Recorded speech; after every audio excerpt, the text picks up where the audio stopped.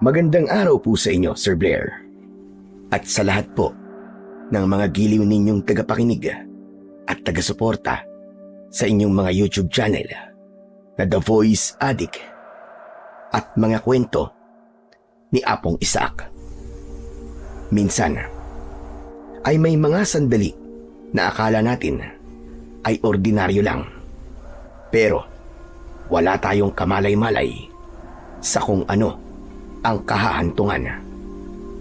Para bang final destination, ihahatid tayo sa isang tagpo na bigla-bigla na lang magpapataas ng ating mga balahibo.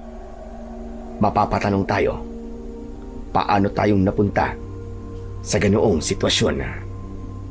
Paano kung hanggang doon na lang ang ilalagi natin sa mundo? May magagawa pa ba para makontra ang sandaling yon? Paano kung marami ang sangkot? Ano ang gagawin natin? Ganito po mismo ang minsan ay naranasan ko bilang isang konduktor ng bus. Ako nga pala si Jomar, 30 anyos. Hindi ko yan totoong pangalan. Itago na lang natin ang mga pagkakakilanlan ng lahat ng sangkot dito, pati na ang mga lugar na pinangyarihan. Natatakot po kasi ako na baka isa sa mga aswang na nakakaalam ng pangyayaring isasalaysay ko ay nakasubaybay rito at hanapin ako.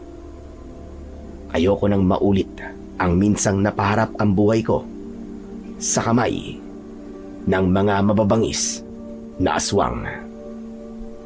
Basta, taga-Visayas ako. Huwag na nating tukuyin kung saang probinsya o kung saang bayan at baryo. Kakahanap ko lang ng trabaho noon bilang isang konduktor sa isang bus company sa terminal sa lungsod. Matapos kong makapasa sa interview, ay pinapasok na kagad ako kinabukasan. Magkakaroon daw kami ng briefing at orientation. Ewan ko kung bakit may ganun pa. Napaka-formal pakiwari ko. Samantalang sa dating naging konduktor ako ng jeep, ay wala naman ganun. Sa bagay, magkaiba nga siguro ang kalakaran sa bus company at sa jeep lang. Maaga akong pumasok ng araw na yon. Nang nandun na ako, ay napag-alaman ko na hindi lang pala ako ang baguhan. 3 pala kaming bagong pasok na konduktor at may ilan ding bagong driver. Matapos ang briefing at orientation, ay nagkaroon kami ng palabunutan para sa pairings o kung sino ang magkakapartner na konduktor at driver. Ang napili kong driver ay ang 50 anyos na si Mang Oscar. Agad ako nitong nilapitan at nakipagpalagayan ng loob sa akin. Ikaw pala si Jomar, ang makakapartner ko. Sabi ko na nga ba eh. Alam mo, unang kita ko pala sa'yo kanina. Sabi ko sa sarili ko, baka ikaw na ang magiging konduktor ko. Hindi naman nagkamali ang kutob ko. Aba, ang lakas naman po pala ng kutob nyo. Bago rin po kayong driver, di po ba? Oo, kakapasok ko lang din. Bagay nga tayo eh, parehong bago. Siya nga pala, taga rito ka lang ba sa lungsod? O pareho lang din kitang galing pa ng baryo? Galing baryo lang po ako. Taga Kasili po ako. Kayo po ba? Sa Kasili. Ako naman, taga sa Ceres. Hindi naman pala tayo nagkakalayo eh. Kung magkakayayaan tayo ng inuman, madali lang palang puntahan. May asawa ka na ba? Oo, meron na po. 2 na nga po ang anak ko eh. Maliliit pa. Sa hirap po ng buhay ngayon, kailangan kong kumayod ng kumayod para sa kinabukasan nila. Kayo ho ba? Ako naman biyudo na. Isa lang ang anak ko at napakatamad pa. Lalaki at mas bata lang sa'yo ng konti. Wala pang asawa yun. Inaaya ko nga magkonduktor dito pero ang loko ay mas gusto pang mag-ML ng mag-ML na lang maghapon. Ang hirap pang utusan lalo na kapag naglalaro. Sabi niya, wait lang, puro ganun. Pagkatapos pag napagsabihan, siya pang may gana magalit. Sabi ko sa kanya, wala siya mapapala ron. Pero ako pa ang sinisingalan. At kasama raw siya sa isang tournament. Kapag nanalo raw siya, abay akalain mo sabihin sa akin na baka isampal daw niya ang mapapanalunan niya sa pagbumuka ko. Napakasama ng ugali, di ba? Demonyong demonyo.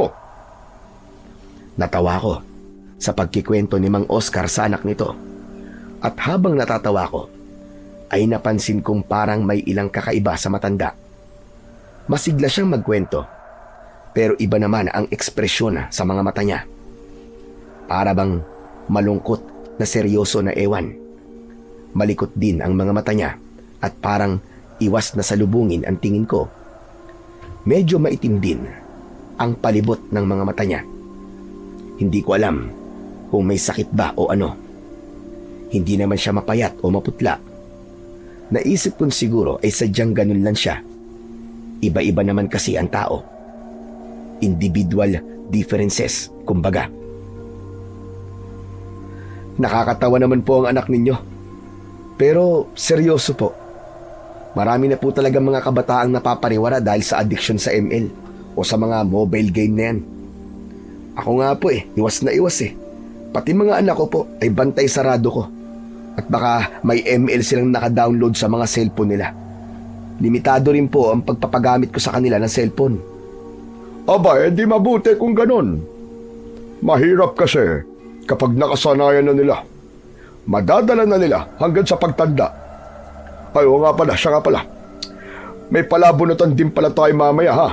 Kung anong bus number ang patatakbuhin natin at kung anong ruta tayo.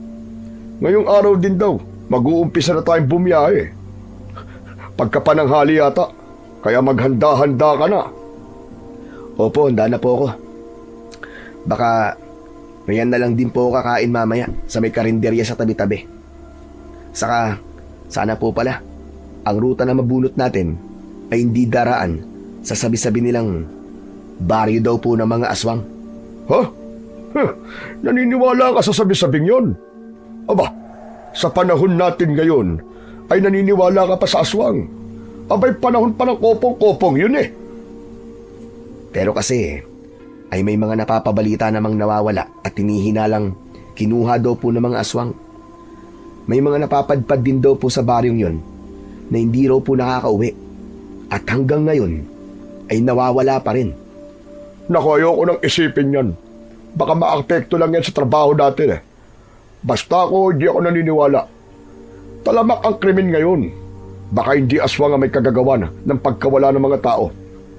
Teka, wag na nga natin pag-usapan yan. Baka babaya yan pa ang pagtalunan natin.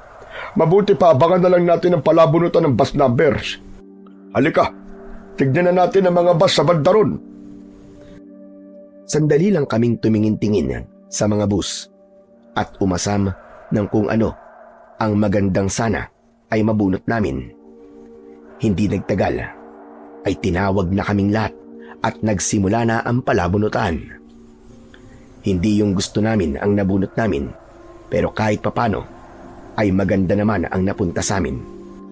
Ang ruta naman na natoka sa amin ay maswerteng hindi daraan sa baryong ayaw ko. Sa bus na nabunot namin ay masaya naman si Mang Oscar nung una. Pero nung sa ruta na namin ay napansin kong para bang hindi siya natuwa. Pero hindi ko na pinansin yun.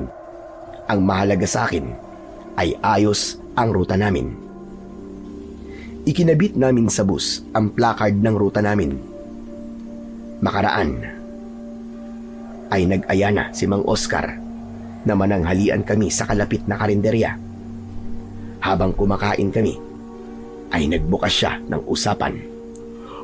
Jomar, ano nga pala ang alam mo tungkol sa mga aswang? Ha? Akala ko po ba ayaw niyo pong pag-usapan ng tungkol dyan? Hindi nga. Ano ngang alam mo tungkol sa mga aswang? Gusto ko lang malaman kung bakit ganun na lang ang paniniwala mong meron ngang mga ganung nilalang. Hindi pa naman po ako aktual na nakakakita ng aswang. Pero sa amin po, meron na pong minsan na nakakita ng aswang. Ang sabi po nakakatakot daw po ang itsura nila. Mapupula daw po ang mga mata, matutulis at matatalas daw po ang mga kuko. May dila raw pong labas-masok sa maumbok at puro pangil po na bunganga. Para bang sa ahas daw po ang napakapulang dila na nagsasanga pang araw. Nakakadiri nga daw po ang itsura ng malangis nilang balat at ang amoy po napakabaho na hindi po maintindihan kung amoy ipot ba ng manok o amoy langis ng nyog o amoy dugo. Basta, masakit at makatiraw po sa ilong. Nang sandaling yon, ay parang naamoy ko pa ang amoy na inilalarawan ko. Napasinghot tuloy ako sa direksyon ni Mang Oscar at parang sa kanya ito nagmumula. Pero agad din namang nawala ang amoy na yon dahil naman sa amoy ng ulam naming minudo at adobong manok. Napasinghot din si Mang Oscar sa sarili habang napapaisip. Biglang naging hindi kampante sa sariling amoy. Talagang napaamoy ka pa sa akin, ha? Anong akala mo sa akin? Aswang? Hindi naman po. Parang naamoy ko lang po kasi yung paglalarawan ko eh. Kayo ba, Mang Oscar? Talaga bang hindi kayo naniniwala sa mga aswang? Ewan ko ba? Basta, wag mo nang alamin kung bakit. Kung halimbawa pa lang aktwal na makaharap mo ang isang aswang. Ha? Anong gagawin mo, Jomar? Hindi ko alam eh. Pero malamang, nakakalabanin ko siya. Aba, ano naman laban mo sa isang aswang? Malakas yata ang aswang at matalas ang pandama. Isa pa, maliliksirin sila. Teka, Mang Oscar, hindi kayo naniniwala pero alam niyong malakas, matalas ang mga pandama at maliliksi sila. Ano po ba talaga? Abay, naguguluhan ako sa inyo ah. Yung kasi mga naririnig ko sa mga usap-usapan eh. Kaya ako, ito ang payo ko sa iyo. Kapag napaharap ka sa isang aswang, huwag mo na lang silang labanan. Takasan mo na lang sila kaagad. Tumakbo kang mabilis. Depende po siguro sa sitwasyon. Kayo ba? Ganun po ang gagawin ninyo? Tatakasan nyo na lang po yung aswang? Aba, parang karuwagan naman po yata yun. Iisa lang ang buhay natin. Bakit ko naman ipagsasapalaran ang buhay ko sa harap ng aswang kung mas magiging ligtas naman ako kung tatakasan ko na lang, di ba? Mas mahalaga ang kaligtasan kaysa patunayang matapang ka. O siya. Tapusin na natin itong pagkain natin at nagdadagsaan na mga pasahero dito sa terminal. Ayan o, tignan mo. Dumadami na ang mga tao, aba. Bilisan na natin. Totoo ngang dumadami na ang mga tao sa terminal. Kaya naman, binilisan na namin ang pagkain namin. Mas naunang natapos si Mang Oscar. Ako naman, gawa ng hindi ako nag-agahan, ay talagang kinatkat ng katawan at hindi pwedeng hindi ako makakain ng sapat. Mang Oscar, mauna na po kayo sa bus natin. Susunod na lang po ako sa inyo. Kailangan ko pa kasing kumain ng extra. Hindi po kasi ako nakapag-agahan kanina. Ang sarap pa naman po nitong mga ulam. Sayang din kung di ko uubusin. O sige. Huwag mo lang ganong tagalan ha. Saka, huwag ka naman sobrang magpapakabusog. At baka maimpatyo ka naman. Talagang magana akong kumain ng mga sandaling yon. Ang gaan kasi ng pakiramdam ko dahil unang araw ko sa trabaho at magaan pa kasama si Mang Oscar. Hula ko ay magtatagal kaming magkasama sa trabaho. Matapos kong kumain ay nagpahinga ako saglit habang pinanonood ang paruot-paritong mga pasahero sa terminal. Maya-maya pa ay bigla kong naisip, sa lahat ng mga taong ito, posible kayang may aswang. Ano nga ba ang palatandaan ng isang aswang? Noon ko lang naisip na wala pala talaga akong sapat na alam tungkol sa mga aswang. Paano kung magkaroon kami ng pasaherong aswang at gabi ang biyahe? Dapat pala ay palagi akong may dalang pangontra sa aswang. Nang sandaling yon, ay wala akong dalang kahit na anong pwedeng pangontra. Siguro ay sa susunod na araw ay magdadala na ako. Magtatanong-tanong na lang ako sa mga kakilala ko kung ano-ano ang mabisang pangontra o pantaboy ng aswang. At dahil wala akong dalang kahit na ano, ang naisip ko na lang ay ang magdasal bago kami bumiyahe. Pasimple akong humanap ng medyo tagong pwesto, sandaling nag-concentrate at pabulong na umusal ng dasal. Panginoong Diyos naming lumikha ng langit at ng lupa at ng buong universo, pakinggan po ninyo ang aking sumamo at dasal. Patnubayan po niyo ako sa unang araw kong ito sa trabaho. Iadyaan niyo po ako sa kahit na anong banta ng panganib at sa kasamaan. Huwag po ninyong itulot na sumapit sa akin ang kapahamakan. Alam po ninyo, Panginoon, na nagsisikap po ako para sa pamilya ko. Kung may mangyayari po sa akin na masama, ay paano na lang po sila? Alam ko po, Panginoon, na kayo ay Diyos ng kahabagan at kabaitan. At dahil mabuti po ang aking kahilingan, alam ko pong hindi niyo po ako bibiguin. Kaya ngayon pa lang po, Panginoon, ay lubos na po ako nagpapasalamat po sa inyo. Kayo po magsisilbi kong proteksyon sapagkat nananalig po ako sa inyo, O Panginoon. Sa aming Panginoong Hesukristo at sa bisa ng kanyang haing pantubos. Muli, salamat po ng marami. Amen. Matapos kong manalangin, ay nakaramdam kagad ako ng kakaibang kapanatagan ng loob. Ang nagagawa nga naman ng panalangin na ibubuhos mo sa Diyos ang iyong mga ikinakabahala. Pero syempre, ay kailangan mo pa rin kumilos ayon sa panalangin. Kailangan ko pa rin maging maingat at alerto sa paligid. Ang sabi nga, nasa Diyos ang awa, nasa tao ang gawa. Muli kong pinagmasdan ang parami ng paraming nagdaratingang mga pasahero. Abala ang lahat, maingay, maalinsangan at maalikabok. Lalakad na sana ako papunta sa bus namin ni Mang Oscar nang walang ano-ano ay may namataan akong isang matandang lalaki na nakatungkod. Mahaba ang puting balbas at akala mo'y pulubi dahil sa itsura nitong parang gusgusin. Nakatingin ito sa akin na para bang namamalik mata. Kapag kwan ay naningkit ang mga mata nitong parang may kung anong iniisip. Maya-maya pa, binawi nito ang tingin at dumiretso na sa paglalakad.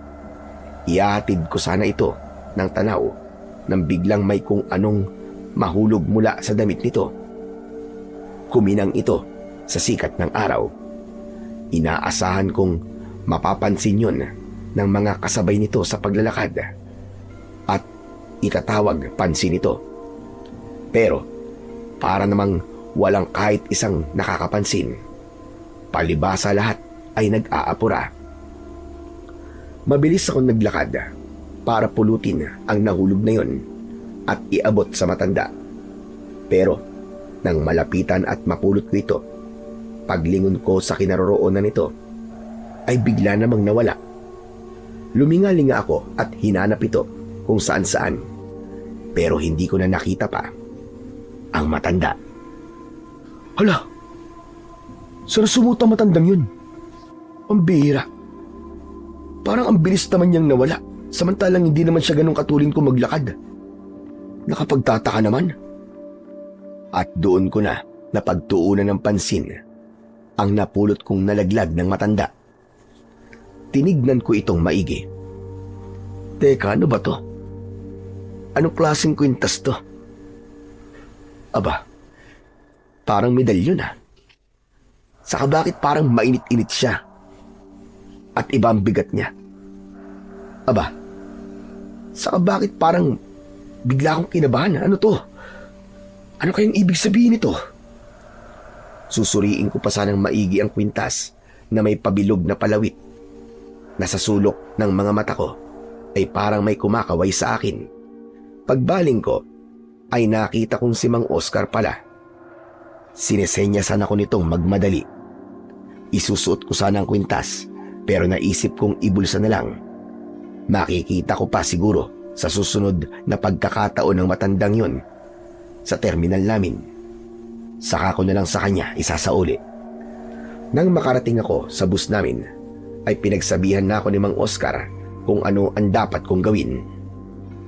Oh, ito na ang tickets at pambutas. Simulan mo ng trabaho mo. Mataan mo ang bawat pasahero kung may kakaiba at kung sa tingin mo ay may bantang idudulot. Alam mo nang dapat gawin, ha? Yung mga bagahe, alam mo na rin ang mga bawal sa compartment. Maghigpit ka kung kinakailangan, ha? Sige po, Mang Oscar. Huwag po kayong mag-alala. Kabisado ko na po ang lahat. Kayo naman po, ay tutukan niyo pong maigi ang pagmamaneho mamaya. Siguraduhin yung alertong-alerto kayo. Kapag parang nakakaramdam po kayo ng antok, senyasan niyo lang po ako. Pwede po tayo magpalit at marunong din naman po ako magmaneho ng bus eh. Aba, marunong ka rin pala magmaneho.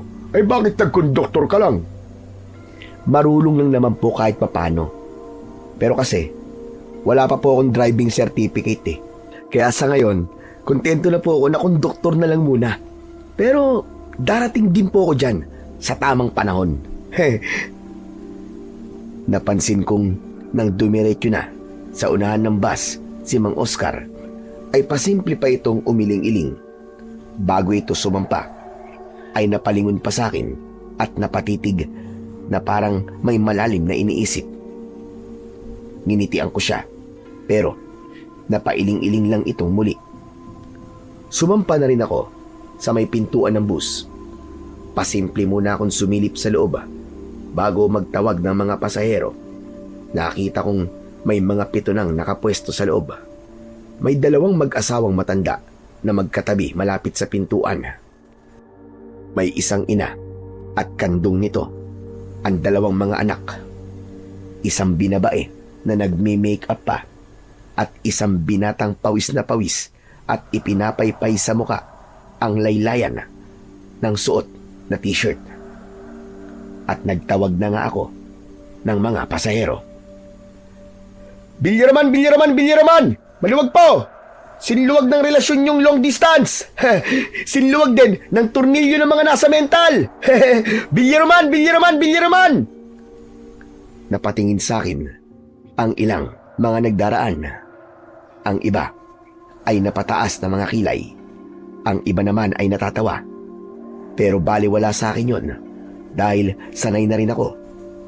Tuloy-tuloy lang ako sa pagtatawag.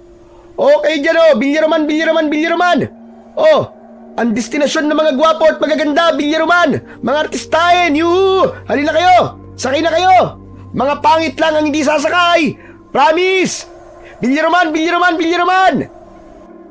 May ilan nang nagsisakay, mga 5. Kabilang ang isang matandang babae na kung makatingin sa akin ay para bang hinahalukay ang pagkatao ko. Hindi ko maintindihan ang ekspresyon ng mukha niya. Seryoso, pero nakangisi. Pagkasampa nito sa pinto ng bus ay nagulat pa nga ako nang salatin nito ang pamulsahan ko sa tapat. Talagang naiiwas ko ang harapan ko dahil akala ko ay dadakutin na talaga. Oops! Aba Lola, anong binabalak nyo? Huy, kapatid nyo yata si Apo Wang Uda. Hoy, tigilan mo ako ha. Mali ka nang iniisip mo. Hindi ako madyakes. Saka hindi kita doon hihipuan. Para kasi may enerhiyang nagbubula sa bulsa mo. Ano ho? Enerhiya? Si Lola. Baka enerhiya ng kobra yan, Lola, ha? Ayoko nang usapang ganyan. Seryoso ako. May kakaibang enerhiya na sumisigaw dyan sa bulsa mo. Ano ba kasi ang nakabulsa dyan? Napakapa ako sa bulsa ko at naalala ko yung kwintas ng matandang lalaki. Naramdaman ko na naman tuloy na mainit-init pa rin pala ito. As in, may nararamdaman po kayong enerhiya, Lola? Aba, paano niyo po nararamdaman yun? Basta, sadyang malakas akong makiramdam ng mga kakaibang enerhiya sa paligid. Mabuti o masamang enerhiya man yan, ay nararamdaman ko. Wow! May sixth sense ho yata kayo, Lola. Ano ka ba? Ano sixth sense?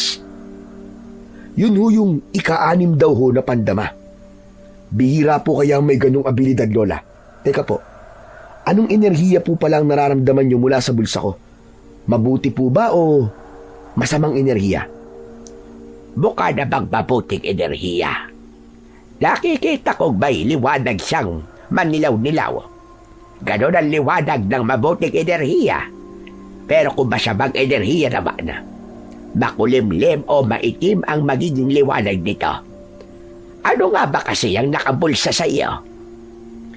Ilalabas ko sana ang kwintas ng matandang lalaki na napulot ko. Pero bigla namang may dumating na 2 pasahero na nag-aaway habang sumasakay ng bus. Isang lalaki at isang babae na sa tingin ko ay mag-asawa. Tingin ko ay mga nasa edad 28 pataas. Akin na nga kasi ang cellphone mo, Patrick. Napupuno na ako sa iyo, ha? Simula ngayon, ay ako na muna nga hawak nito. Hoy, grabe ka naman, Abi. Parang dumaan lang naman sa newsfeed ko yung picture ng babae. Iniisip ko naman kagad na babae ko na kagad yun. Grabing silosa ka naman. Kasalanan ko pa na naging ganito ako? Bakit kasi napakababaero mo? Akala ko ba, kontento ka na sa akin? Ano ka ba naman? Pambihira ka, oo. Wala na nga akong babae, ah. Nag-promise na ako sa dati, ah, hindi ba? Sobra ka naman. Parang wala na akong kalayaan sa gusto mo mangyari, ah. Akin na nga yung cellphone. Saka huwag ka ng tumalak at nakakahiya sa mga tao rito. Pambihira kang ingay-ingay mo. Pinagtitinginan na tayo ng mga tao, oh. Pero parang lalo namang nag-init sa galit ang babae. Bumaling ito sa nagtitingin ng mga tao. Hello, people! Alam nyo, kahit kasal na kami na lalaking to, nakukuha pa rin mababae. 2 beses ko na siya nahuli. Masisisi nyo ba ako? Kung bakit maigpit ako sa kanya? Biglang sumagot ang matandang babae. Hindi naman sa naghihimasok ako, ha, iha. Palagay ko kasi, pareho lang kayong may mali. Base sa nararamdaman ko sa inyong dalawa, pareho kayong may negatibong enerhiya na kailangan ninyong solusyon ng dalawa. Ramdam ko namang totoong may pagmamahalan sa pagitan ninyo. Kaya lamang ay natatabunan ang hindi kaaya-ayang ugali ninyo. Ano kanyo? Ako? May hindi kaaya-ayang ugali? Baka ito lang lalaki na to. Hindi makontento sa asawa niya. Alam mo ba kung bakit bigla siyang tinatabangan sa iyo? Aba, nasa akin na po kaya ang lahat ng hahanapin ng isang lalaki. Tignan niyo naman. Maganda ako. Sexy. May pinag-aralan pa. At totoo ko magmahal. Sadyang hindi lang po kontento tong lalaking to sa isang babae. Mali ka. May kulang sa iyo. At ano naman po yun? Kulang ka ng pagtitimpi ng bunganga mo, iha. Palagi mo siguro siyang tinatalakan. Isa pa, kung kanyang may gusot kayo sa isa't isa, resolbahin nyo lang kayong dalawa lang at hindi na kailangang isa publiko pa. Pareho lamang kayong mapapahiya. Eh sino naman po ba makakapagtimpi sa ugali ng lalaking yan? Sa kano po bang hindi kaaya-ayang nakikita nyo riyan? Siguro naman po, ay hindi lang po ang pagiging babaero niya ang nararamdaman ninyong diferensya sa kanya. Tama ka. Pareho nga kayong kulang sa pagpipigil. Diyan kayo nagkasiraan. Hindi ko lang alam kung maaayos niyo pa. Pero kasi, may nararamdaman akong pumipintig na isang bunga. Isang bunga ng pagiging padalos-dalos ninyo sa inyong relasyon.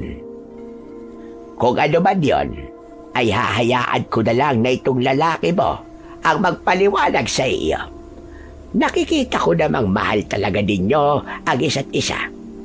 Kaya maayos pa siguro ninyo ang inyong hidwaan. Kailangan lamang ay marunong kayong magpigil ng inyong emosyon.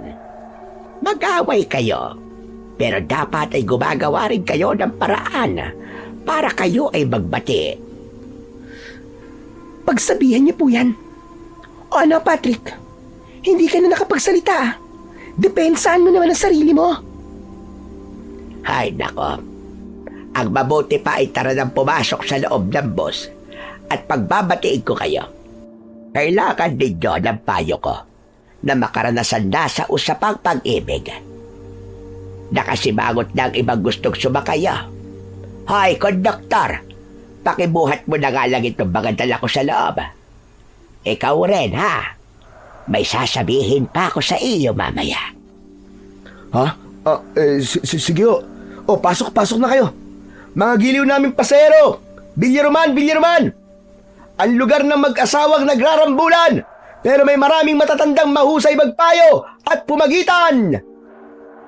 Ay, Diyos ko. Ano ka ba, konduktor ka? Sinisiraan mo ba o pinupuri ang lugar namin? Pareho po, Nanang. Ay, nako, ewan ko sa'yo. Siraulo.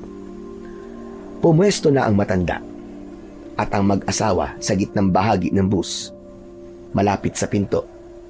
Kaya naman ay hindi ako nahirapan gano na dalhin sa tabi ng matanda ang mga dala nitong mga bayong na hindi ko malaman kung ano-ano ang laman. Nababalot kasi ng mga tela. Pero may ilan akong nakitang nakausling mga dahon. Naisip kong baka mga gulay ang dala nito. Samantala ay patuloy ang pagsakay ng mga pasahero hanggang sa kaunti na lang ay mapupuno na.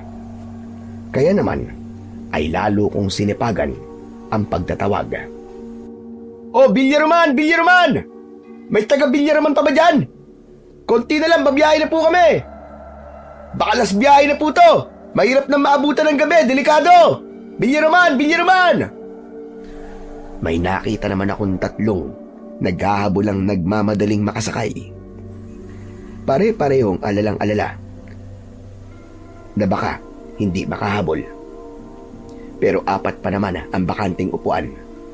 Ang isa ay napakatabang babae. Para bang matutumba na ang paraan nito ng pagtakbo. Sobrang pawisan pa. Nakakaawa tuloy.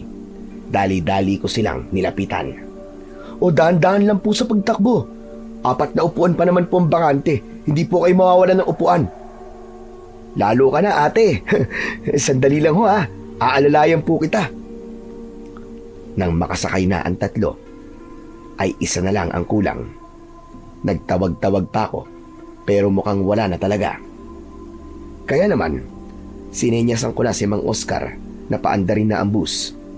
Pero pagkaandar pa lang at habang isinasara ko na ang sliding door ng bus, ay bigla namang may isang lalaking nakajacket na itim na may hood ang napakabilis na sumakay. Nagulat pa nga ako at kumuntikang mahulog sa labas ng pinto. Mabuti na lang at nakakapit ako sa hawakan tubo. Tila nagmamadaling humanap ng pwesto ang lalaki na naka-face mask pa. Sa dulo sana ito pupunta, pero ang bakanting upuan ay nasa parteng unahan. Mga 3 upuan lang ang layo sa driver seat. Sandali ko itong nilapitan at sinita kung bakit ito naka-face mask. Pero sumenyas ito na may ubo raw kasi ito at sensitibo raw sa matatapang na amoy at usok ng sasakyan. Habang kausap ko ang lalaki, ay napansin kong pasilip-silip sa rearview mirror si Mang Oscar. Halatang tinitignan din niya kung ayos ba ang lahat ng lagay ng mga pasahero. Maya-maya pa ay sinenyasan akong pumwesto na malapit sa pinto ng bus. Huwag mo na sitayin yan, Jomar. Kilala ko yan. Sige na. Pumwesto ka na at babiyahe na tayo. Nag-approve sign ako kay Mang Oscar. Pagkatapos ay binalingan ko naman ang mga pasahero. Oh, magsikapit na po kayo. Lalarga na po tayo. Magsipagdasal na rin po kayo na iadya ang biyahe natin sa panganib. Ako'y nakapagdasal na po kanina. Baka kayo po ay hindi pa. Napansin kong ang matandang babae na may sixth sense at ang katabi nitong dalawang mag-asawa ay abala na kagad sa pag-uusap. Sandali ko silang inabala para ulitin ang sinabi kong mukhang hindi nila napansin. O kayo pong tatlo dyan, nakapagdasal na ba kayo? Aba, magdasal na muna kayo bago nyo ituloy ang balitaktakan nyo. Kayo nga pala, aling may sixth sense. Napakiramdaman na po ba ninyo ang lahat ng pasahero? Wala po ba kayong naramdamang may kakaibang enerhiya?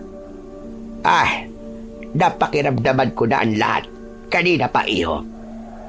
Sigurado po ba kayo? Wala talaga kayong nakalimutang i-check? Sandali pang nilingalinga ng matanda ang lahat ng pasahero. Nang babaling na sana ito sa pwesto ng naka-face mask, ay bigla naman itong kinalabit ng babaeng si Abby. Magdasal na po tayo, Aling Miring. At ituloy na po natin ang usapan natin. Nabibiti naman po kami ni Patrick eh. O siya. Makapagdasal na nga nang manahimik na itong konduktor na ito na isa ring mabunganga. Yan bulsa mo. Naglalabas na naman ng enerhiya at madilaw na liwanag. Pakiramdam ko ay parang may hinahanap. Kinapa ko na naman ang kwintas sa bulsa ko. Tulad ng dati, mainit-init pa rin ito. Parang medyo nakuryente lang ako nang bigla itong kumibot-kibot. Pero binaliwala ko lang. Inisip ko na lang na sumasabay lang sa bahagyang pag-alug-alug ng bus habang umaandar. Nang nakakalayo na ang bus mula sa terminal at palabas na ng lungsod, ay isa-isa kong pasimpleng minamataan ang bawat pasahero habang kunyaring nag-check ng tickets. Kanya-kanya sila ng paraan para labanan ang inip sa biyahe. May ilang nakatanaw sa bintana ng bus. May kung ano-ano ang kinakalikot sa dala nilang bag o cellphone. Meron namang nakikinig ng music. May nagkwekwentuhan at ang karamihan ay nakatutok sa built-in TV ng bus na nagpapalabas ng mga pelikula. Ewan ko ba, pero parang nababasa ko sa itsura ng lahat ang kakaibang lungkot. Parang ang bigat ng atmosfera sa loob ng bus at hindi ko rin maintindihan ang sarili ko kung bakit parang may obligasyon ako sa kanila na bantayan sila sa buong biyahe. Ang totoo, noon ko lang naramdaman ang ganun pagdating sa mga pasahero. Samantalang dati naman nung konduktor pa ako ng jeep, ay wala akong pakialam kung ano man ang kalagayan nila. Hindi ko na malayang napabuntong hininga ko para mapalis sa isip ko ang pag-aalalang magsisimula pa lang sanang umusbong sa dibdib ko, ay sinimulan ko ng isa-isang singilin ang mga pasahero. Nagsimula ako sa dulong likuran ng bus. Ilabas niyo na po mga pamasahe. Mangungulekta na po ako. Magsisimula po ako sa likod. Barya-barya lang po muna. Ang buong pera ay huli pong masusuklian. Para gumaan ang ere sa bus, ang ginawa ko ay biniro-biro ko ang mga pasahero at pasimpleng nakikipagkulitan. Naisip kong kahit man lang sa biyahe ay magkaroon sila ng hindi malilimutang karanasan at para hanap-hanapin nila ang bus namin. Sa ganoong paraan din, may isip nilang sa amin na lang palagi sumakay. Kahit paano ay sumigla naman sa loob ng bus. Maririnig ang ilang tawanan at bungis-ngisan. Epektibo ang ginawa ko. Tinawag patuloy nila akong kalog na konduktor.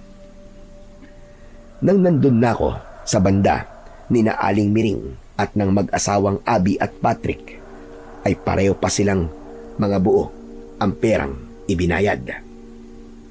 Nakaw, mamaya ko na po kayo masusuklian ha. Sisingilin ko muna po lahat. Balikan ko na lang po kayo. Kung bakit ba naman kasi hindi na lang kayo maglibrihan eh. Sa sinabi kong yun, pumayag si Abby na ilibre na lang niya si Lola Miring. Ay nako, wag na. Walang bayad ng payo ko, no? Siguro sa susunod na lang, kapag nagkasabay ulit tayo sa biyahe, kapag nalutas nyo na ang problema nyo, Baka kapag nag-away na naman kayo pag uwi nyo baka sabihan pa nyo akong iskama ang payo ko. Hehe, Lola, ano po ba itong nasa bayong nyo? Mukhang mga gulay po Bili na lang po namin ni Abby. Nako, hindi lahat ay gulay ang mga yan, iho. Mga herbal na itatanim ko ang karamihan dyan. Bigay sa akin ang pinuntahan kong albularyo. Alam nyo ba, pagontra pa pala sa aswang ang Iberiana. Alam nyo ba, yung sabi-sabing baryo raw rito sa atin, napugad daw na mga aswang. Sinadya kong pabaunan ng mga yan para raw may pagontra ko kung sakaling maligaw ako sa baryong yon. Kung ganun po pala, ay pahingi po ng ilan, Lola. Malamang, medyo gagabihin po tayo sa biyahe bago tayo makarating sa Villa Roman. Bigla po ako natakot nang ipaalala niyo po ang baryo na maraming aswang.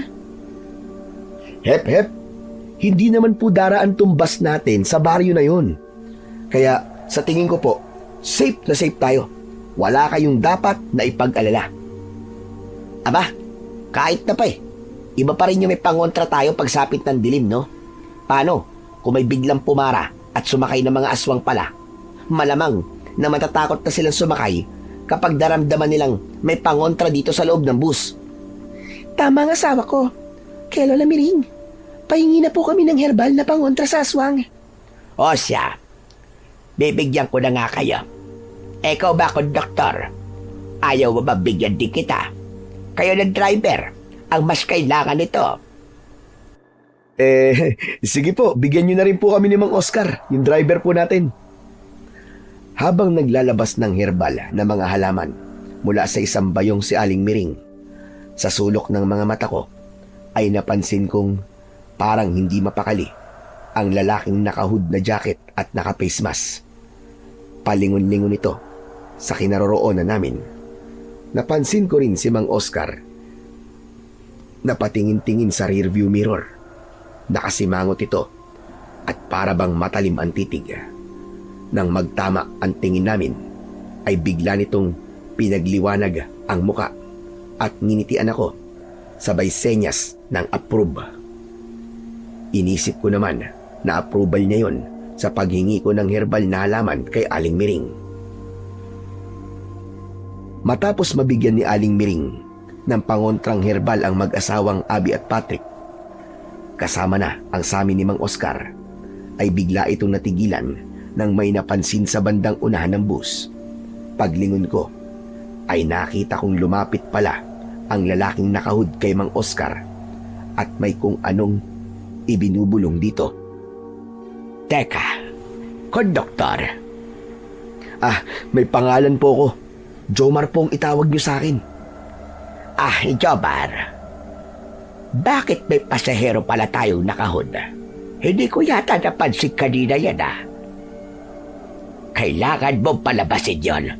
Ho? Bakit naman po? Hindi maganda ang nararamdaman ko sa kanya. May negatibong enerhiya na nagmumula sa kanya. Ay nako, kung nakikita nyo lang, naglalabas ng makulimlim na liwanag ang katawan niya. Mukhang may hindi magandang gagawin ng isang yan. Maniwala kayo sa akin. Sigurado po ba kayo dyan, Aling Miring? Hala, nakakaramdam po kayo ng ganun, Lola Miring? Bakit kami? Wala naman po kami nararamdaman ganun. Sa amin po ba ni Patrick? May nararamdaman din po ba kayo? Sa inyong dalawa ay wala naman. Ang nararamdaman ko lang sa inyo ay yung mga nasabi ko na sa inyo kanina. Ikaw, Patrick, siguraduhin mong pag-uwi nyo ay ipaliwanag mong maigi dito kay Abby yung naramdaman ko sa iyo. Huwag po kayong mag-alala, Lola. Sisiguraduhin ko pong magkakaunawaan po kami. Disgrasya lang naman po yun Disgrasya? Anong ibig mo sabihin sa disgrasya? Aba, parang iba ang kutob ko dyan Ay nako, wag na muna kayo magtalo sa ngayon. Kakasabi ko lang sa inyo kanina na kung magtatalo kayo, ay dapat sa mahinahong paraan lang. Biglang napasimangot at napaabrisyete si Abby. Ay nako, parang alam ko lang sasabihin mo mamaya, Patrick. Kasi naman bakit kasi? Bahala na nga. Huwag kang mag-alala, Abby. Palagay ko, ay para rin sa atin ang nangyari. Ano? Paano para sa atin? Nako, malaman ko lang na ako ang pinakargabyado dyan. Humanda ka talaga sa akin. Nako, huwag kayong magbantaan ng ganyan. Tiwala lang kayo sa isa't isa na kaya ninyong resolbahin yan. Ay sa Jomar, yung lalaking yon na nakaitim, kailangan mapalabas mo rito sa busyan. Hay nako, bigla kong kinakabahan na hindi ko maintindihan. Masama talaga ang kutob ko sa lalaking iyon. Pero Lola, wag po kayo mag-alala. Ako pong bahala. Kakausapin ko lang po maya-maya si Mang Oscar. Kakilala raw po kasi niya yung lalaki. Baka may ibinubulong lang po na kung saan siya bababa. Ano ka ba? Kakilala ng driver? Sigurado ka ba? Opo, sisitayin ko nga po sana kanina kasi nga naka-jacket tas naka-face mask pa. Pero sinabihan po ako ni Mang Oscar na kakilala raw po niya at huwag ko lang sitahin.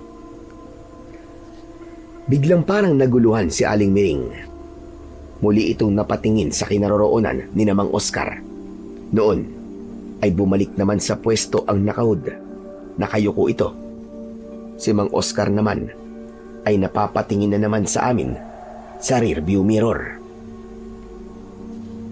Biglang parang nawala ang nararamdaman ko sa nakahood na yon. Parang may kakaiba talaga. Hindi pa rin ako kampante sa lalaking yon. Kahit nakakilala ng driver. Hindi kaya. Hala, baka may masama silang balak sa atin. Maging alerto kayo. Ikaw, Jomar, hindi mo naman makakilala ang lalaking yon. Yung driver lang talaga ang nakakakilala. Medyo natigilan naman ako ron. Bigla ko ring naisip na hindi ko rin pala gaanong kakilala si Mang Oscar. Kakakilala lang namin kanina sa terminal. Paano pala kung totoo ang kutob ni Aling Miring? Sandali po. Kakausapin ko lang ho si Mang Oscar. Pero pupuntahan ko pa lang sana si Mang Oscar. Nang makita ko nitong patungo sa direksyon nito, ay bigla nitong pinahinto ang bus. Kasunod nito, ay biglang bumaba ang lalaking nakahood. Nagkatinginan kami ni na Aling Miring at ng mag-asawang Abby at Patrick. Pagkababa ng lalaki, ay muli na sanang patatakbuhin ni Mang Oscar ang sasakyan. Pero sinabihan ko siya. Teka ho, Mang Oscar. Hindi pa ho nakakabayad ng lalaking yun Oh, ako na magbabayad para sa kanya mamaya, Jomar. Hayaan mo na. At kakilala ko naman yun Babalik na sana ako sa pwesto ko. At hindi na itutuloy ang pagkausap kay Mang Oscar dahil nakababa na ang lalaki. Pero ipinagtulakan pa rin ako ni Aling Miring. Ano, Jomar? Kausapin mo pa rin yung driver tungkol sa lalaking yon. Talungin mo na rin kung ano ang ibinulong. Sinunod ko si Aling Miring. Nilapitan ko si Mang Oscar. Mang Oscar, napansin ko lang po kanina. Ano pong ibinulong sa inyo ng lalaki? Talaga po bang kakilala niyo po yun? Oo, kilala ko yun. Si Estong yun. Binalaan niya ako. Ho, binalaan? Para saan po at bakit? Kasi, napanaginipan niya raw ako. Kaninang umaga lang daw, nang bigla siyang maidlip. Nadisgrasya daw itong bus na minamaneho ko. Sinabihan niya akong iligaw raw ng kaunti ang ruta para raw makontra ang panaginip ko. Teka, ikaw muna rito saglit at ibabaligtad ko lang itong damit ko. Kailangan ko rin daw ibaligtad itong damit ko Ako saglit ang nagmaneho ng bus habang nakakunot ang noo ko. Paanong hindi ako mapapakunot?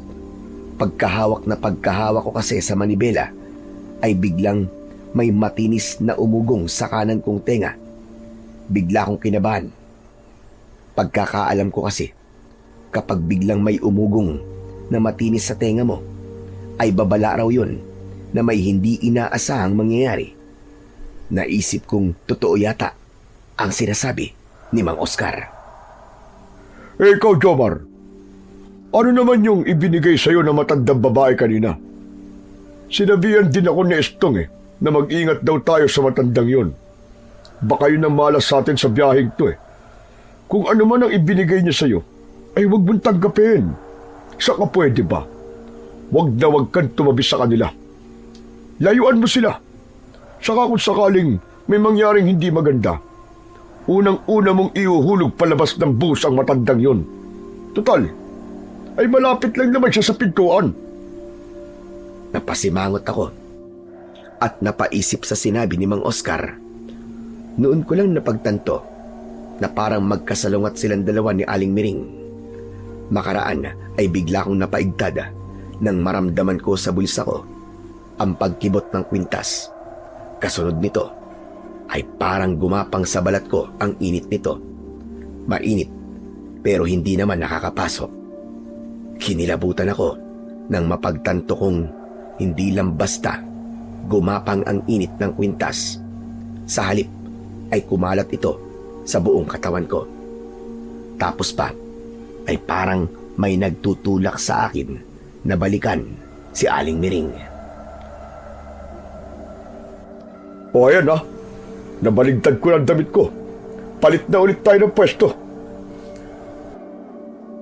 Nang magdikit ulit ang mga katawan namin ni Mang Oscar, nang magpalit kami ng pwesto, ay napansin kong para siyang napaso sa akin.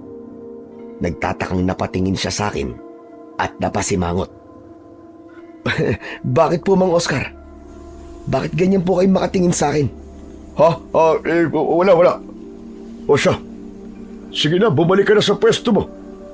Pero binabalaan kita Huwag na huwag ka nang lalapit sa matandang babae na yon. May masamang espiritu yatang nagbabantay sa babaeng yon. Hayaan mo at ililigaw ko ng kaunti ang ruta natin. Tignan natin kung uubra ba ang masamang espiritong nasa kanya. Teka pala, Mang Oscar. Sang ruta tayo liliko? Basta ako na bahala. Basta sisiguraduhin kong biyaheng langit tayo ay biyaheng kakontra sa napanaginipan ni Estong. Sige na. Ituloy mo na rin ang paniningil at mamaya naman akong maniningil. Ha? Ano? Kayo maniningil? Oo, ibig ko sabihin sisingilin ko yung maling signos ng panaginip ni Estong. Nako, baka maisipan yung duman sa baryo ng mga aswang, Mang Oscar. Huwag kayong magkakamali at ako ang unang-unang aangal. Oo, huwag ka mag-alala.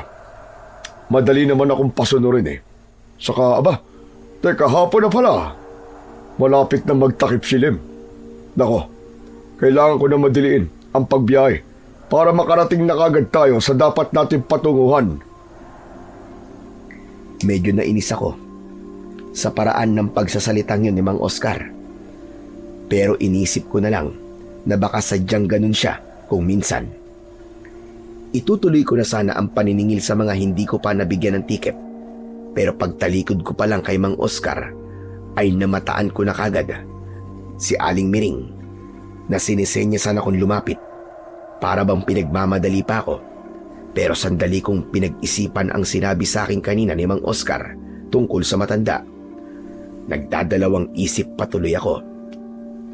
Dahil naman dito, ay parang nainip si Aling Miring. Ito na mismong tumayo at lumapit sa akin. Hinila ko nito papunta sa kanilang kinauupuan. Napansin ko namang galit na nakatingin sa amin si Mang Oscar sa rearview mirror nang mapalingon ako sa banda nito.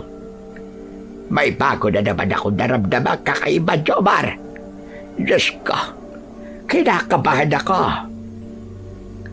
Pabulong ang pagkakasabi nun sa akin ni Aling Miring habang pasimple itong lumilingon sa kinaroroonan ni Mang Oscar.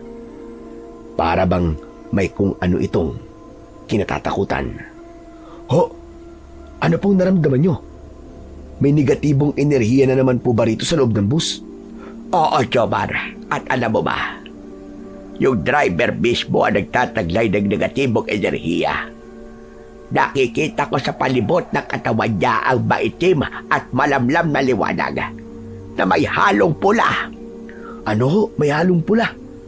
Ano pong ibig sabihin kapag ganun? Diyos ko, ibig sabihin doon ay katakot-takot na pag-anib ang sasapitin natin sa kanya. Ang kulay itim ay kasamaan o kampo ng dilim. Ang pula naman, ang alam ko ay nagbabadya ng matinding puot at pag-iiganti. Delikado kapag nagsama.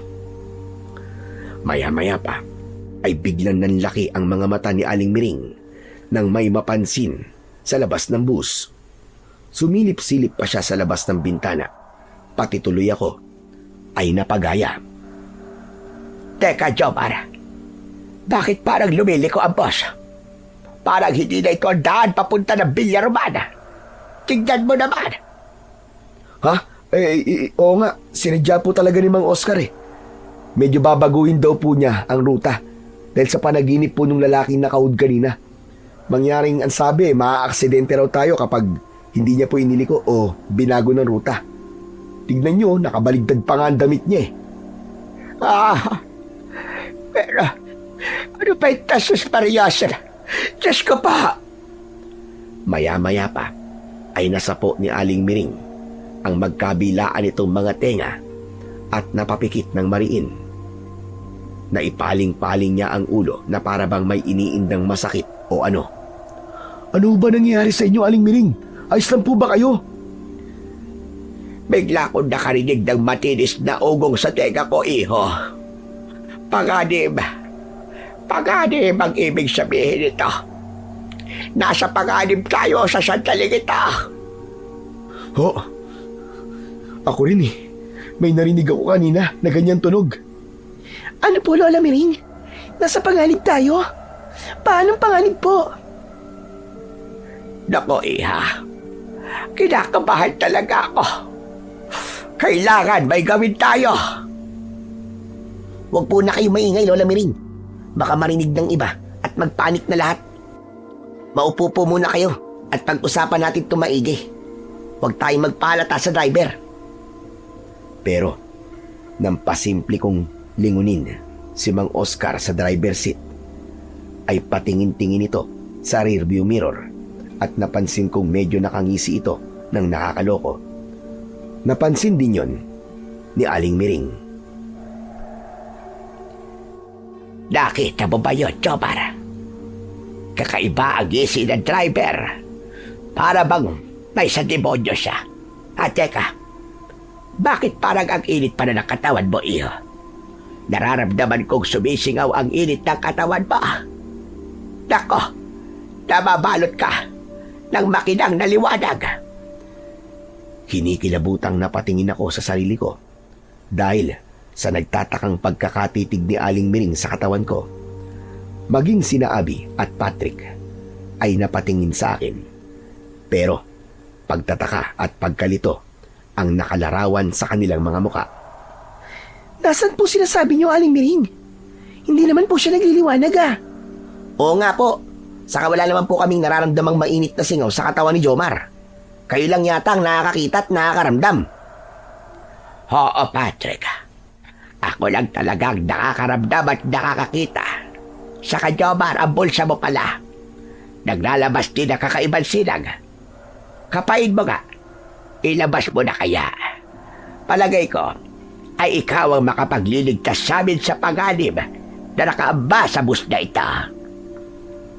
Nang dudukutin ko na ang kwintas, ay nagulat pa kami nang biglang pinabilis ni Mang Oscar ang takbo ng bus. Kasabay nito ay napasigaw ito. Kumapit kayo! May mga hold-upper sa unahan natin na tumatarget na mga pampasaherong jeep at bus.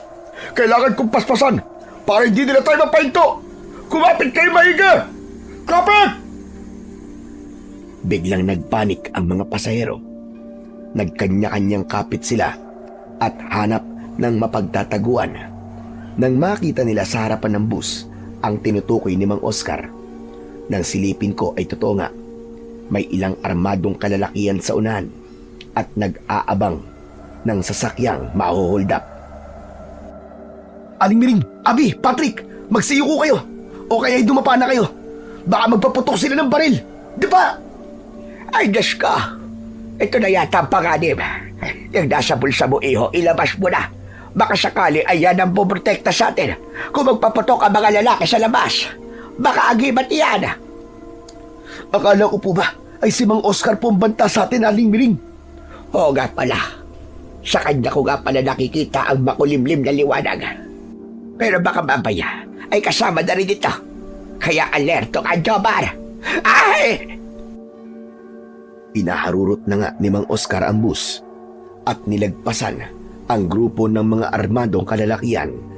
Hindi ko alam, pero habang humaharurot ang bus, ay parang may bumubulong sa akin na sumilip sa bintana.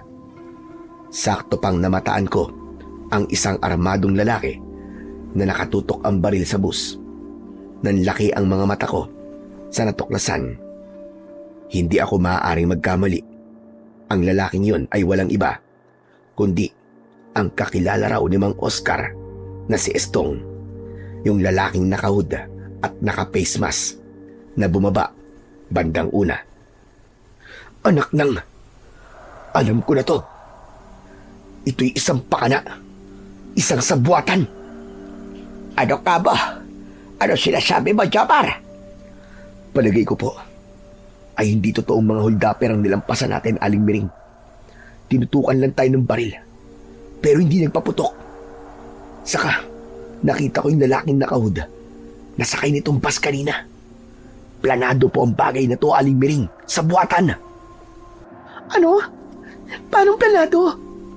Naku, ayoko ng ganito. Ano na mangyayari sa atin? Ano na mangyayari sa atin ngayon? Relax ka lang, Abi. Nandito ako para protektahan ka. Puprotektahan ka namin ni Jomar. Di ba, pare? Kailangan nating gumawa ng paraan. Kailangan nating maging handa at kailangan nating malaman kung ano ang totoong pakay ni Mang Oscar. Dahan-dahan kaming muling nagsiunat ng pagkakaupo. Ako naman ay tumayo at tinanaw sa labas kung nasaan na kami. Sakto namang papasok na kami sa isang arko at nabasa ko ang nakasulat sa tuktok nito. Napamura talaga ako ng malakas nang mapagtanto ko kung nasaan na kami. Anak ng putya! Nandito na pala tayo sa baryo ng kinubot! Ano ka ba? Nagsitanaw din sa bintana sina Aling Miring, Abi at Patrick. At pare-parehong nanlaki ang mga mata. Diyos ko pa, bakit dito tayo dumaan? Balwarte na ito ng mga aswang. Hayop na driver na yan. Sinasadya yata dito dumaan. Madali ka, Jomar. Ipasara mo sa mga pasahero lahat ng bintana. Ipalak mo ng maigi, pati yung pinto. Ilak mo rin, bilisan pa. Nagmamadali ko namang sinunod ang utos ni Aling Miring. Nagpatulong pa ako kina Abi at Patrick. Maging si Aling Miring ay kumilos na rin. Ang laman naman ng mga bayong na dala, ang hinalungkat. Inilabas nito ang maraming herbal na pangontra at isa-isang nagpamigay sa mga pasahero. Ang mga herbal na ito ay pagontra sa aswang. Kapag may aswang na kung sakaling makakapasok, ay hampasin ninyo yan nang walang tigil at lalayuan nila kayo. Hoy, kayo riyan! Huwag kayong tumugaga. Kumuha na rin kayo sa bayong ko. Bilisan niyo habang hindi pa naglalabasan ang mga aswang. Kailangan walang makuwang kahit sino sa atin ang mga aswang. Nang matapos naming maisara ang lahat ng mga bintana at ang pinto, ay muli kaming sinigawan ni Mang Oscar habang nakatingin ito sa rearview mirror. Welcome to Baryo Kinubot! Humanda kayo. Ihinto ko ang bus kapag nasa kalagitnaan na tayo ng baryo! Sinagot ko si Mang Oscar. Mang Oscar, bakit nyo kami dinala dito? Anong ibig sabihin nito? At tuluyan na ngang pinatay ni Mang Oscar ang makina ng bus. Tumayo ito at sinenyasan akong lumapit dito. Lumapit ka rito, Jomar. At may sasabihin at ipapaliwanag ako. Bilisan mo! Kikilos na sana ako, pero bigla akong pinigilan at binulungan ni Aling Miring. Huwag, Jomar. Huwag kang lalapit sa kanya. Tandaan mo, Nakikita ko sa kanya ang maitim na liwanag at nararamdaman ko ang negatibong enerhiya mula sa kanya. Baka may binabalak siya sa iyo. Palagay ko rin ay nararamdaman din niya ang enerhiyang taglay ng nasa bulsa mo. Ilabas mo na kasi yan. Pasimple kong inilabas ang kwintas sa bulsa ko at itinago ko sa likuran para hindi mapansin ni Mang Oscar. Pagkalabas ko naman ay gulat na gulat si Aling Miring. Teka, Jomar. Bakit parang nararamdaman ko rin dyan sa hawak mo ang enerhiya ni Popong? Ano ho, Popong? Sino naman pong Popong? Yung antingerong albularyo na pinuntahan ko at nagbigay sa akin ng herbal na mga pagontrang ipinabunbun ko ngayon. Hindi ako maaaring magkamali. Ganyan-ganyan ang enerhiyang sumisigaw dyan sa hawak mo. Pwede ko bang makita? Bahagya ko namang ibinuka ang palad kong may hawak sa kwintas para masilip ni Aling Miring. Hanggang sa nanlaki ang mga mata ng matanda. Bakit nasa iyo ang kwintas ni Popong? Paano napunta sa iyo yan? Magpapaliwanag sana ako pero naiinip nang tinawag akong muli ni Mang Oscar. Ano? Lalapit ka pa ba, Jomar? O pababayaan ko na lang kayo rito? Bilisan mo! At nagugutom na kami ay Ako lang pala! Nang sandaling yon, ay parang may bumubulong sa isip ko na lumapit kay Mang Oscar. Hindi ko maipaliwanag. Para bang bigla ay may alam ako tungkol sa kwintas na hawak ko. Pakiramdam ko ay bigla akong naging ibang tao. Basta ko nalang naisip na protektado ko ng malakas na kapangyarihang taglay ng kwintas. Nagtaka pa si Aling Miring nang makita kong humahakbang na papunta kay Mang Oscar. Hoy, Jomar! Sabing huwag kang lalapit sa driver. Baka biglang kuhanin yan mula sa iyo ang kwintas ni Popong. Huwag po kayong mag-alala, Aling Miring. Ako pong bahala. Saka tama kayo. Itong kwintas na nga na ito ang magliligtas sa atin. Hindi ko po maintindihan kung paano. Pero parang matagal ko na pong alam kung paano po paganahin ang malakas na kapangyarihang taglay ng kwintas na to.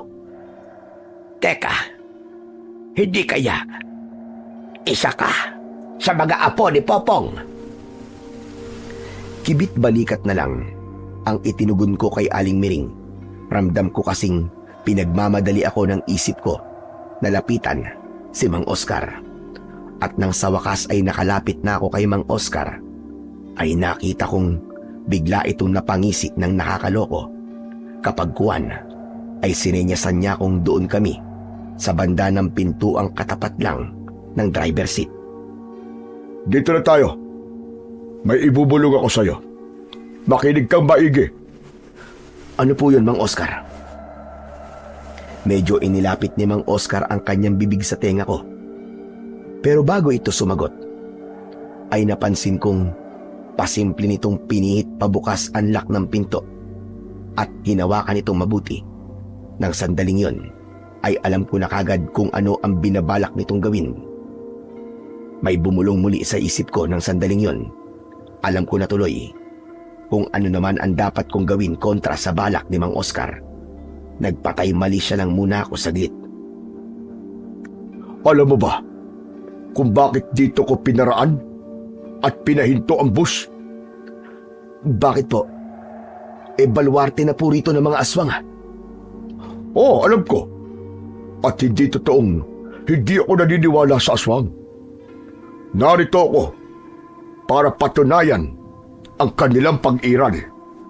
Ibig niyo pong sabihin, yun lang ang pakay niyo? Ibubuwis ninyo ang buhay niyo para lang sa naisip niyo yan? Saka bakit kailangang idamay pa po ninyo ang mga pasahero? Pambira naman kayo, oo. Hindi sa idadamay ko sila. Ililigtas din natin sila, Jomar. At alam mo ba kung paano natin sila ililigtas? Sige nga, paano, Mang Oscar? Ganito. Kaya ako pinatay ang makina ay para marinig natin sila. Kapag pinatay ko mga ilaw ng bus, maglalabasan sila sa dilim. Sa tulog sila babase para makahanap ng kanilang biktima. Kaya sabihan mo sila na wag maingay mamaya. Teka, Mang Oscar. Bakit alam niyo yan? Sa ako na ipapaliwanag sa iyo lahat. Ang importante lang muna ay malaman mo ang kailangan mo lang munang malaman. Paano po pala natin malalabanan ng mga aswang? Ibig sabihin po ba, magdamag tayo rito? Hindi sa magdamag tayo rito. Sandali lang tayo. Ganito ang gawin natin laban sa kanila. Sumama ka sa akin sa labas. Pagkapatay ko ng mga ilaw, bawat lalapit na aswang ay papatayin natin. Ha? Nababaliw na ba kayo? Paano natin sila makikita kung madilim? Tanga! Sumisigasig ang mga aswang at mabaho sila. Sa papamagitan nun natin malalaman kung nasa malapit lang sila. Common sense lang. Kung hindi magamit ang mata, may iba pa naman tayong pandama, di ba? Ang hina mo naman pala eh. Pero wala po tayong sandatang panlaban sa kanila. Meron. Nasa compartment ng bus. Kaya kailangan talaga natin lumabas para makuha ang mga yun. May sasabihin pa sana si Mang Oscar, pero bigla siyang natigilan at nakiramdam sa paligid. Makaraan ay biglang nanlaki ang kanyang mga mata. Shh! Huwag ka munang maingay, Jomar. Sabihan mo saglit ang mga pasahero na wag na wag silang mag-iingay. Naririnig ko na ang mga singasing ng mga aswang. May ilan nang paparating. Magmadali ka. Tapos ay bumalik ka rito. At kailangan na natin lumabas at maunahan silang makuha natin sa compartment ang mga sandatang gagamitin natin laban sa kanila. Hindi ko maintindihan, pero mukhang nagsasabi naman na totoo si Mang Oscar. Parang naririnig ko nga ang mga singasing ng mga aswang na papalapit. Kaya naman, ay apurahan kong pinuntahan sina Aling Miring, Abby at Patrick para sila ang utusan kong bahala nang magsabi sa ibang mga pasahero. Kailangan ko kasing balikan kagad si Mang Oscar para isagawa ang dapat isagawa. Aling Miring, Abby, Patrick, wag na wag muna kayong gagawa ng kahit na anong ingay. May paparating ng mga aswang. Tahimik niyong sabihan ang lahat ng mga pasahero. Magmadali kayo. Oras na patayin ni Mang Oscar ang ilaw ng bus, ay tahimik na dapat ang lahat. Teka, Jomar.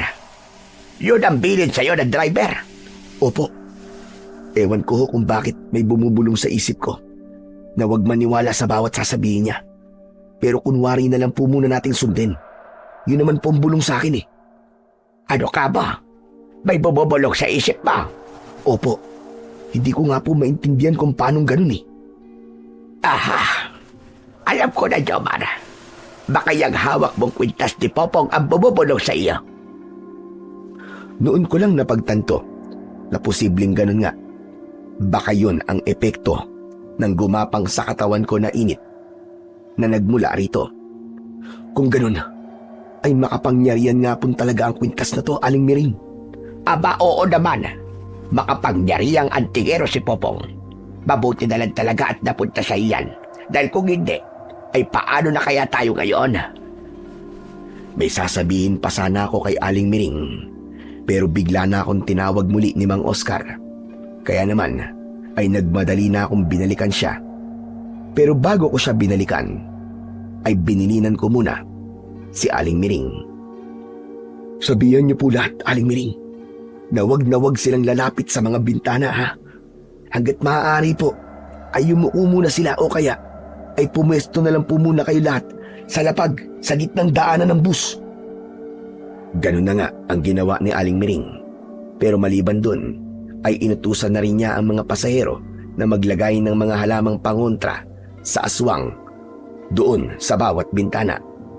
Pagkabalik ko naman kay Mang Oscar, ay nakita ko siyang hindi mapakali. Marahil ay dahil sa paparating na mga aswang. Kaya lang ay napansin kong iba naman ang nababasa ko sa mga mata nito. Hindi na naman akma sa ikinikilos niya. Nasabihan ko na sila, Mang Oscar. Kita niyo naman, wala na kayong maririnig kahit na anong ingay. Takot na takot din po sila. Ayos. Ngayon naman ay humanda ka na sa paglabas natin. Pagkapatay ko ng ilaw, ay bubuksan ko na kagad ang pinto. Sa compartment kagad tayo dumiretso. Bigla ko natigilan ng sandaling yun nang may parang bumubulong na naman sa isip ko. Sinasabihan akong isuot ang kwintas. Pagkasuot ko naman ito, ay naramdaman kong kumibot-kubot ito nang lumapat sa dibdib ko. Sumunod ay inuutusan ako ng tinig na huwag totohaning lumabas. Sa halip ay kunwari ko lang nabuksan at isara ang pinto. Gigilid daw ako para hindi naman mabangga ni Mang Oscar kapag lumabas na rin ito. Pagkalabas naman ito ay pagsarahan ko raw ng pinto. At gano'n na nga ang nangyari. Pagkapatay ni Mang Oscar na mga ilaw ng bus ay kunwari na akong lumabas. Agad namang sumunod na lumabas si Mang Oscar na mahinang bumubungis-ngis at may ibinubulong sa sarili na narinig ko pa na hindi ko alam kung bakit. Ayos, masunuring bata. Ngayon ay wala nang makakahadlang pa sa amin.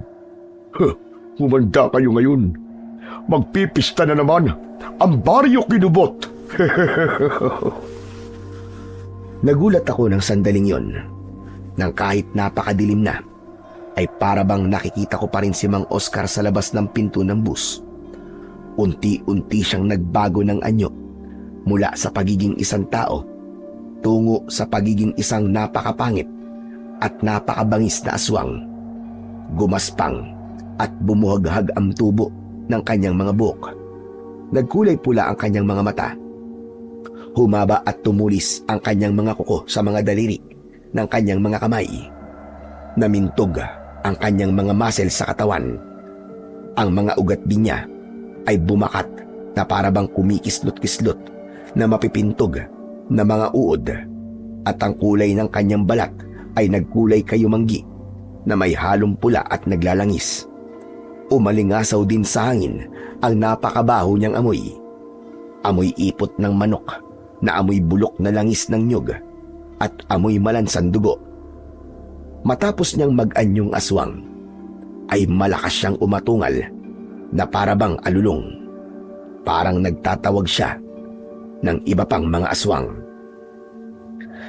Dahil dito, ay narinig ko rin ang nakakakilabot na mga atungal na unti-unting nagdadatingan sa paligid. Kinilabutan ako nang nakikita ko ang kanilang pagdadatingan mula sa di kalayuan.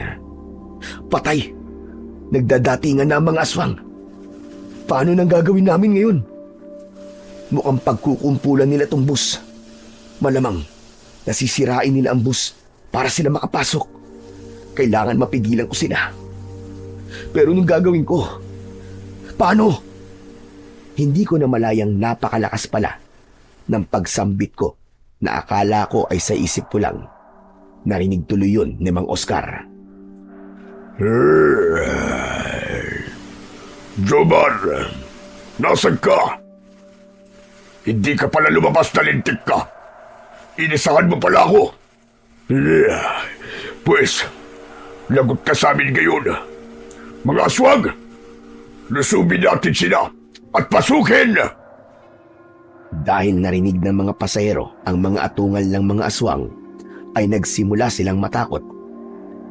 Nagpanik at nag-iyakan. Dahil naman dun, ay lalong umatungal ang mga aswang na halatang mga galit na galit at atat na atat.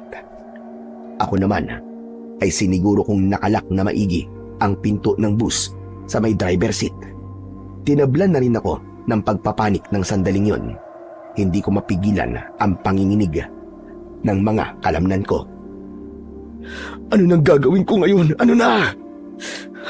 Paano namin matatakasan ang mga aswang na to? Anong gagawin ko? Lalong nanginig ang katawan ko. Nang walang ano-ano, ay narinig kong may nagbubukas ng compartment ng bus. Malamang na si Mang Oscar yon. Nang maisip ko ang mga sandata raw sana namin doon, ay kinilabutan ako. Naisip kong baka yun ang gamitin nilang pambasag sa mga salamin at pintuan ng bus. Naku po, nalinti ka na. Hindi. Hindi nila kami dapat mapasok dito. Panginoong Diyos namin sa langit, tulungan niyo po kami. Nakikisuyo po kami. Wala po kaming ibang maaasahan kundi kayo lamang po, o Panginoong Diyos. Paano na po ang mga mahal namin sa buhay na naghihintay sa amin? Idudulot mo bang lapain na lang kami ang walang kalaban-laban ng mga aswang na to? Huwag naman po, Panginoon. Huwag mong biguin ang panalangin namin sa iyo, Panginoon. Tulungan niyo kami. Matapos kong manalangin, ay nakaramdam ako ng kakaiba sa sarili ko. Muling uminit ang suot kong kwintas at ang init nito ay sumanib na sa buo kong katawan. Bunga nito ay unti-unting nawala ang panginginig ng mga kalamnan ko. Sumunod ay narinig ko namang may bumubulong sa isip ko. Inuutusan akong sindihan uli ang mga ilaw ng bus. Pero lalo kaming makikita ng mga aswang at lalong matatakot ang mga pasahero kapag nakita nila ang mga aswang. Ngunit sabi ng tinig ay basta sundin ko lang daw. Ang totoo raw ay nalaman ng kapangyarihan ng kwintas ang kahinaan ng mga aswang sa Baryo Kinubot dahil sa mga sinabi kanina ni Mang Oscar. Ang mga yun daw ay pawang kasinungalingan. Ang totoo raw ay takot daw ang mga aswang sa liwanag sa gabi. Kapag madilim ay nakikita nila ang mga bagay ng malinaw, pero kapag may liwanag ay mistula naman daw silang bulaga. Kaya naman ay kinapako ang switch ng ilaw ng bus. Pero pagpindot ko nito ay para namang ayaw nang gumana. Inulit-ulit ko pa ang pagpindot pero wala pa ring nangyari. Hanggang sa narinig ko na lang na may nagsisimula ng mabasag na mga bintana na salamin kasabay ng nakakatakot na mga atungal ng mga aswang. Sige mga aswang, sirain ninyo mga bintana at pasukin niyo sila. Magpiesta tayo ngayong gabi. Wala tayong ititirang kahit isa sa kanila. Diyos ko po, nasaan na ba si Jomar? Lumabas na rin ba talaga siya? Diyos ko, sabi ko na nga ba, inisahan siya ng driver na aswang pala. Paano gagawin natin, Abi, Patrick? Diyos ko, dito na yata tayo mamamatay. Nanang ko po. Patrick, anong gagawin natin? Protektahan mo kami. Kalma lang kayo, Aling Miring, Abi. Para makapag-isip tayo ng mabuting paraan. Teka, Aling Miring, talaga bang matala ba mga herbal na pangontrang inilagay natin sa mga bintana? Bakit nagagawa pa rin nilang sirain ang mga bintana? Matalab ang mga pangontrang inilagay natin. Kaya lang, ay hindi sila naiilawan o naliliwanagan. Hindi sila matalab kapag madilim dahil ang pangontra ay kampo ng liwanag. Patrick, gumapang ka papunta sa driver seat at hanapin mo ang switch ng ilaw. Kailangan basindihan ulit ang mga ilaw. Ano pang hinihintay mo, Patrick? Dali na. Sundin mo lang sinabi ni Lola Miring. Kahit napakadilim, ay nakikita ko naman ang mga nangyayari. Nakikita kong papunta sa direksyon ko si Patrick. Nakita ko ring ang ibang aswang ay nagsisimula ng umakyat sa nabasag na mga bintana. Kaya naman ay nagmamadali akong salubungin si Patrick. Patrick, huwag mo nang tangkaing sindihan pa ang ilaw dahil ayaw nang gumana. Bumalik ka na sa pwesta mo at hilahin mo si Aling Miring at Abi pailalim sa mga upuan. Nagsisimula ng mag-akyata ng mga aswang. Bilisan mo! Jomar, ikaw ba talaga yan? Akala ko ba'y nakalabas ka na? Ako nga to, Patrick. Inisahan ako ni Mang Oscar. Hindi ako totoong lumabas. Isa ring aswang si Mang Oscar. Ibinulong sa akin itong kwintas ko. Kaya sige na, bilisan mo na. Puntahan mo na sila Aling Miring at Abi. Napakapa ako bigla sa kwintas na suot ko nang hindi ko namamalayan. Sukat naman noon ay bigla itong umilaw. Nalantad tuloy ang mga aswang at natigilan. Umatungal ang mga ito na galit na galit. Narinig ko rin ang bulong ulit sa isip ko at ipinaliwanag kung bakit umilaw ang kwintas. Yung pala ang kailangan para maitaboy ang mga aswang at para mas tumalab ang mga halamang pangontra na inilagay ni Aling Miring sa mga bintana. Jomar, nandito ka lang pala. Salamat naman. Oh, umiilaw ang kwintas mo. Gumagano na ang kwintas ni Popog. Lalapit sana sa amin ni Patrick sina Aling Miring at Abby, pero biglang may isang aswang na desperadong dumukwang sa bintana sa tapat mismo nila. Hindi namin inaasahan ang sumunod na nangyari. Naabot ng aswang ang braso ni Aling Miring at kahit napapaso na ito dahil sa halamang pangontra, ay sinikap pa rin itong hilain si Aling Miring. Jomar! Tulungan mo ako! Tulong! Ayoko makuha ng aswang! Lola Miring! Hindi! Hilahin mo si Lola Miring, Patrick! Hilahin mo si Lola, dali! Tinangkang hilahin ni Patrick si Aling Miring, pero alalay lang para hindi naman mapuwersa ang manipis na braso ng matanda. Ako naman, sa pagkakataranta ko, ay naisipan kong kumuha ng ilan pang herbal na halaman sa bayong ni Aling Miring. Dinamihan ko. Tinakbo ko si Aling Miring pagkatapos at sinimulang hampas-hampasin ng halaman ang kamay ng aswang. Inabutan ko rin ng ilan sina Abby at Patrick. Abby, Patrick, pagtulungan nating hampasin ang aswang hanggang sa mabitiwan si Aling Miring. Sige! Mapasok kang hayop na aswang ka! Mapasok ka! Wala kayong makukuha sa amin kahit isa. Hindi kayo magtatagumpay ngayong gabi. Akala nyo, Pero kahit halos umuusok na at nagsisimula ng malapnos ang balat ng kamay ng aswang, ay determinado pa din itong makuha si Aling Miring. Itinutok ko na rin sa mukha nito ang nagliliwanag kong kwintas. Sa wakas, ay nasilaw naman ito at napapaungol na tinakpan ang mga mata. Nabitiwan ito si Aling Miring at dahil hila-hila pa rin namin ang matanda, ay sabay-sabay pa kaming natumba. Dahil naman dito, ay nadaganan ako ni Patrick pati ang umiilaw kong kwintas.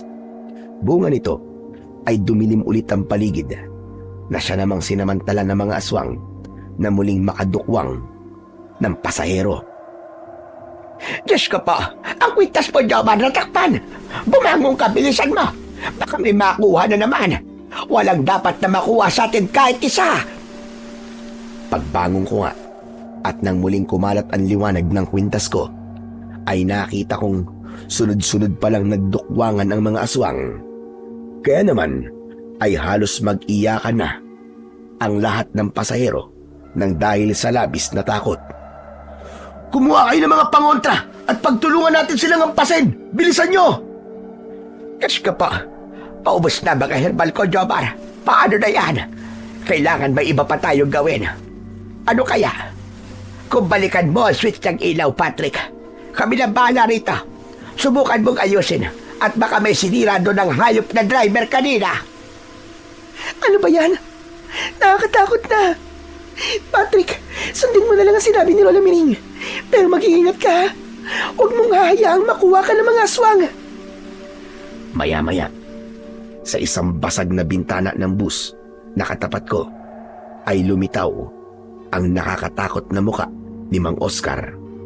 Galit na galit itong nakatitig sa akin. May kwintas ng antingero ka pala, Jomar ka. Pues, humanda ka sa gagawin ko ngayon. Hindi nyo kami matatakasan ngayong gabi. Hindi na kayo sisikatan pa ng umaga. Aswang ka pala, Mang Oscar. Nagpapanggap ka lang pala. Pero hindi kami natatakot sa inyo. Nagtitiwala ako sa Panginoong Diyos na hindi niya pababayaan ang mabubuti. At naniniwala akong walang kasamaan ang nagtatagumpay sa huli. Hindi totoo may Diyos taga. Dahil kung meron, sana sa una pa lang ay hindi na kayo humantog sa ganito. Mas totoo ang demonyo.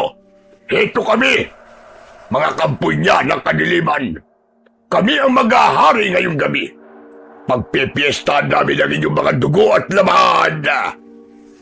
Magkakaalaman tayo ngayong gabi kung gaano katotoo na may Diyos. Sa palagay mo, bakit may kwintas ako ng antingero? Sige nga. Dahil nanalangin ako sa kanya bago tayo bumiyahe, na iadya ang biyahe sa anumang panganib at sa kasamaan. ililigtas kami ng Panginoong Diyos ngayong gabi sa pamamagitan ng kwintas na ito. Tama si Jomar. Kaming lahat dito ay nagdasal nung una. Kaming lahat ay kampi sa Panginoong Diyos at ikaw lang na demonyo ka ang masama sa bus na ito. Aba, ang tapag mong matandang hukluban ka.